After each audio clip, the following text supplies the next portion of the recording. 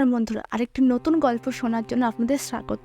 আজকে আমরা খুব একটা পরিচিত খুব নিজেরা শুনেছি, অনেক জায়গায় অনেকের সাথে হয়েছে, এরকম একটা গল্প শুনবো। এরকম একটা কারণ যেটা আমাদের সমাজে ঘটেই চলছে, যেখানে আমরা কলেজে পড়ি, স্কুলে পড়ি, আমরা নানাভাবে এটা দেখে শিকার হয়েছি, অনেকেই হয়েছে। সেটার ব্যাপারে আজকে আমরা কথা বলবো, যেটা একজনের প্রাণ নিয়ে নিতে পারে। আর সেটা হলো র্যাগিং। আজকে আমরা র্যাগিং নিয়ে একটা স্টোরি বলবো, যেটা একটা মর্মান্তিক বলতে পারে, একটা ভুতুড়ে পুরোপুরি একটা স্টোরি, যেটা অনেকটা কষ্টদায়ক। তাহলে চলো আজকে স্টোরি শুরু করা যাক। আজকে স্টোরির নাম র্যাগিং। তো জয় বলে একটি ছেলে অত্যন্ত একটা গ্রামে থাকতো। সেই জায়গাটার নাম উড়িষ্যার উমরকোট। ওখানে এমন এখনও অনেক জায়গা আছে যেখানে একদম প্রত্যন্ত গ্রাম, যেখানে ভালো স্কুল কলেজ নেই, সেরকম এখন আছে উড়িষ্যায় অনেক জায়গাতেই। তো সেখানকারই একটা ছেলে, জয় ওর নাম। সে পড়াশোনায় খুবই ভালো, অত্যাধিক ভালো পড়াশোনায়, মাধ্যমিকে অনেক ভালো রেজাল্ট করেছে। তাই তার কাকা তাকে বলছে যে তুই বাইরে গিয়ে পড়াশোনাটা কর। তা সে রাজি হয়ে যায় এবং সে একদম শান্তশিষ্ট, কিন্তু তার একটা ভয়ের একটা ব্যাপার ছিল, যে সে অন্ধকার খুব ভয় পেত আর ভুতুড়ে জিনিস খুব ভয় পেত। তার একটা কারণ হলো, ছোটবেলায় ওর এক দাদা ওকে ভয় দেখিয়ে একটা ঘরে বন্ধ করে রেখেছিল। তারপর থেকে সেরকম হয়ে গেছে, আর এটাই হলো তার জীবনের একটা বড় অন্ধকার বলতে পারো। আর হয়তো পরবর্তীকালে এটাই ওর জীবনটাকে কেড়ে নেবে। পুরোটা জানতে হলে গল্পটা শুনো, তাহলেই বুঝতে পারবে। সায়েন্স নিয়ে ভুবনেশ্বরের একটা কলেজে ভর্তি হয়। আর সেই কলেজে যেহেতু সরকারি, র্যাগিংটা একটু বেশি হয়। আর একটা হোস্টেলে সে থাকতো, সেই হোস্টেলটা পুরনো, অনেক ভাঙাচোরা। সেখানে তার সিনিয়ররা র্যাগিং করা শুরু করে। জয়ের সাথেও সে করে। জয় সেরকমভাবে কিছু বলে না, তাকে মাথার ওপর বই রেখে দাঁড় করিয়ে রাখা হয়। সে দাঁড়িয়ে থাকে এবং তারপর তাকে ছেড়ে দেওয়া হয়। হঠাৎ একদিন একটি মেয়ে, তার নাম হলো মিতা, তো তাকেও সেরকমভাবে র্যাগিং করতে থাকে। মেয়েটা খুব কান্নাকাটি করে, যা দেখে জয়ের খুবই খারাপ লাগে। সে গিয়ে তাদেরকে রিকোয়েস্ট করে, দাদা ওদের ছেড়ে দিন, ওকে এভাবে র্যাগিং করবেন না। এই কথা বলে মেয়েটিকে নিয়ে জয় চলে যায়। এতে সিনিয়ররা প্রচুর, আর সিনিয়রদের মধ্যে ওদের ওই গ্যাংটার আসল যে ছিল, তার নাম ছিল রাজীব। রাজীব অত্যন্ত রেগে যায়, আর রাজীব বলে, আমি এর প্রতিশোধ নিয়েই ছাড়বো। ও আমার র্যাগিং করেছি, তাকে ধরে নিয়ে গেছে আমার সামনে থেকে, এর শোধ ওকে তুলতেই হবে। তারপর ওর ছেলেকে, ওরা আরেকটা বন্ধুকে বলে, ওর বিষয়ে খোঁজ নেই তো, ও কিসে বেশি ভয় পায়, দুর্বলতা কি সেটা বের কর, তারপর ওর মজা আমি দেখাচ্ছি। ও আমার সামনে থেকে এভাবে বেরিয়ে গেল, ওর মজা আমি দেখিয়ে ছাড়বো। এরপর রাজীবের বন্ধুটা জয়ের উপর নজর রাখতে থাকে, আর এরই মধ্যে জয় আর মিতা ক্লোজ হয়ে যায়। তারা এত ভালোই বন্ধু হয়ে যায় যে তারা একসাথে ক্যান্টিনে খেতে থাকে, একসাথে নিজেদের পড়াশোনা চালায়। মিতাও পড়াশোনা অত্যন্ত ভালো ছিল। তো দুজনে মিলে সারাক্ষণ এরকম কথাবার্তার মধ্যে একদিন জয় বলেই বসে যে আমার অন্ধকার খুব ভয় লাগে, আমি এখনও এত বড় হয়েছি কিন্তু আমার ভূতের ভয়টা রয়ে গেছে। মিতা তখন হাসছে, ভূতের ভয়? ভূত বলে কিছু হয় নাকি, তুমি পাগল। এটা আবার ওই রাজীবের বন্ধু শুনে ফেলে। সে সরাসরি রাজীবের কাছে গিয়ে সেই কথাটা বলে। তখন রাজীব প্ল্যান করতে শুরু করে কিভাবে জয়কে ভয় দেখানো যায়। রাজীবরা ঠিক করে ওকে ওদের কলেজেরই একটা রুম আছে, যেটা অনেক পুরনো, ওই দিকটায় খুব যাওয়া আসা হয় না, অন্ধকার, গুদাম ঘরে বলা যেতে পারে, সেখানে ওকে আটকে রাখবে। আর সেটা করবে শনিবার দিন, যাতে রবিবারে কেউ ওকে ছাড়াতে না আসতে পারে, আর কারো চিৎকারও কেউ শুনতে না পারে। এরপর রাজীব ওই মিতাকে একদিন ডেকে একলা সেদিন কথা বলতে থাকে। আর সেদিন কি কারণবশত জয় কলেজে আসেনি।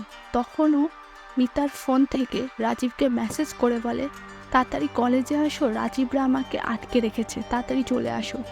তখন জয় বলে, কোথায়? এটা ওরা মেসেজে বলে। তখন সে বলে, আমাকে একটা কেমন বন্ধ ঘরে আটকে রেখেছে, তাড়াতাড়ি আসো। জয় আর অত কিছু না ভেবে সরাসরি চলে গেল সেই ঘরে গিয়ে দেখে কেউ নেই। আর হঠাৎ করে দরজাটা অফ হয়ে যায় আর লাইটগুলো বন্ধ হয়ে যায়।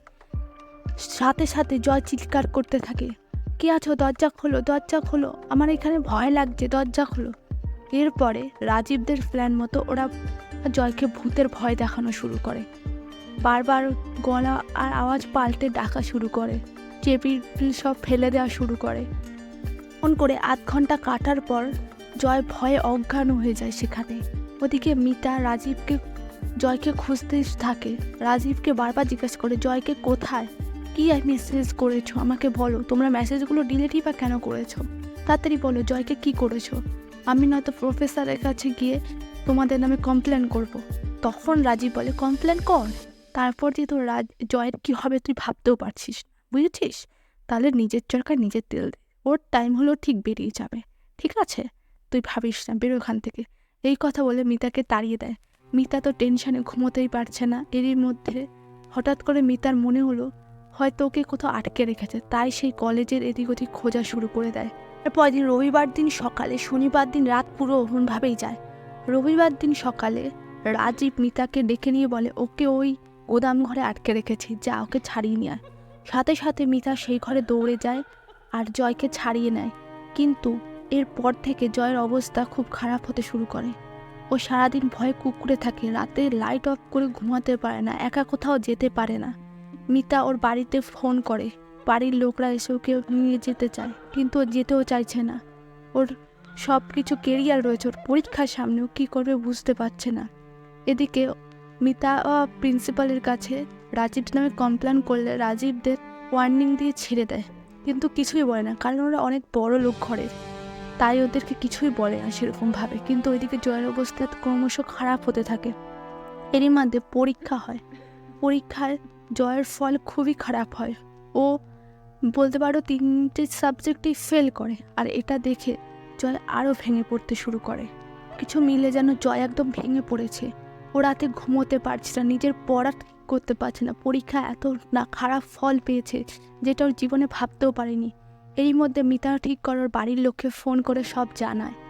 বাড়ির লোক ওকে নিয়ে যাবে বলে ঠিক করে। তখন জয় একটা চিঠি লেখে ও সেখানেই সুইসাইড করে বসে। আর সেটা দেখেই সবাই অবাক হয়ে যায়, আর সাথে সাথে রাজীবরাও। তখন মিতা ওদেরকে বলে, তোদের জন্য, তোদের এই র্যাগিংয়ের জন্য একটা মানুষ নিজেকে শেষ করে ফেললো, এবার তোরা কি করবি, এবার তো তোদের জেলের ভাত খেতেই হবে। কিন্তু দুর্ভাগ্যবশত জয় রাজীবদের কথা চিঠিতে লেখেনি। সে লিখেছে, আমার ভয়, আমার এই আত্মহত্যার কারণ, আমার জীবনের সব শেষ হয়ে গেছে, এই ভয় আগে আমি জয় করতে পারিনি, যেটা আমার জীবনকে শেষ করে দিয়েছে। এই ভয় আমি যার জন্য জয় করতে পারিনি তাকে আমি ছাড়বো না। আর এইরকম যদি আর কারোর সাথে হয়েছে তাদেরকেও আমি ছাড়বো না। আমি প্রমিস করছি আমি এরকম আর কারোর সাথে হতে দেবো না। আর আমি এই যে ভয় যার জন্য জয় করতে পারিনি তাকেও ছাড়বো না। এইটুক বলেই চিঠিতে আর কিছু লেখে না। কিন্তু এরপরেও কলেজে অনেক ঝামেলা হয়, অনেক রকম প্রোটেক্ট হয় যে কী করে ওর এইরকম জয় এরকম আত্মহত্যা করেছে, মিতা সব কিছু সামলায়। কিন্তু রাজীবদের কিছুই করা যায় না, পুলিশও আসে কিন্তু কিচ্ছু করতে পারে না। তার একটা বড় কারণ হলো সে ওইখানকার একজন বড় লোকের ছেলে। কিন্তু এরকমভাবে চলতে চলতে ওই কলেজের ওই রুমটা আর কেউ থাকে না, কারণ ওখানে একটা ভুতুড়ে একটা অন্যরকম ব্যাপার হয়ে পড়ে। তার 2 বছর পরে একটি ছেলে কলেজে আসে, যে ওই রুমে নিজেকে একা থাকতে চায়, একা পড়াশোনা করার ইচ্ছা রাখে। তাই সে ঠিক করে একটি একা রুম যদি পায়, তাই সে অনেক ভেবে চিন্তে ওই রুমে যেহেতু কেউ থাকে না ওই রুমটাই নেই। আর তারপর তার সাথে যা শুরু হলো সেটা জানতে আমরা নেক্সট গল্প শুনবো, মানে পরের পার্টটা। আজকের পর্ব এইটুকুই, পরের পার্ট আবার শোনাবো।